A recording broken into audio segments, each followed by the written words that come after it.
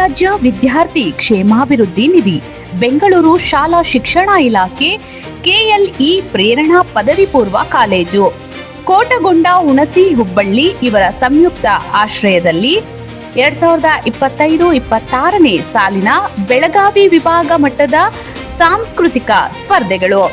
ಧಾರವಾಡದಲ್ಲಿ ನಡೆದ ಕಾರ್ಯಕ್ರಮದಲ್ಲಿ ವಿಜಯಪುರ ಜಿಲ್ಲೆಯ ಮುದ್ದೇಬಿಹಾಳ ಅಲ್ಪಸಂಖ್ಯಾತರ ಮುರಾರ್ಜಿ ದೇಸಾಯಿ ವಸತಿ ಶಾಲೆ ನಂಬರ್ 2 ಶಾಲೆಯ ವಿದ್ಯಾರ್ಥಿನಿಯಾದ ಕುಮಾರಿ ಸೃಷ್ಟಿ ಮಠ್ 11ನೇ ತರಗತಿಯ ವಿದ್ಯಾರ್ಥಿನಿಯು ಪ್ರಬಂಧ ಸ್ಪರ್ಧೆಯಲ್ಲಿ ದ್ವಿತೀಯ ಸ್ಥಾನವನ್ನ ಪಡೆದುಕೊಂಡಿರುತ್ತಾರೆ ಮತ್ತು ತುಮಕೂರಿನಲ್ಲಿ ನಡೆಯುವ ಸಾಂಸ್ಕೃತಿಕ ಕಾರ್ಯಕ್ರಮಗಳಲ್ಲಿ ರಾಜ್ಯ ಮಟ್ಟಕ್ಕೆ ಆಯ್ಕೆಯಾಗಿರುತ್ತಾರೆ.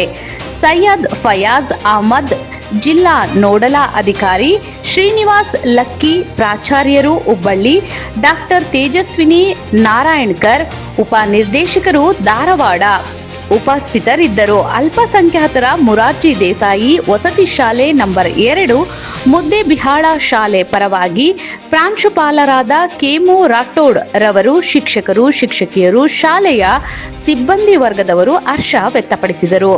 ವರದಿ ಅಬ್ಬಾಸ್ ಅಲಿ, ಹಾವೇರಿ, ಹಂಸ ಟಿವಿ ಉಪ ಸಂಪಾದಕರು.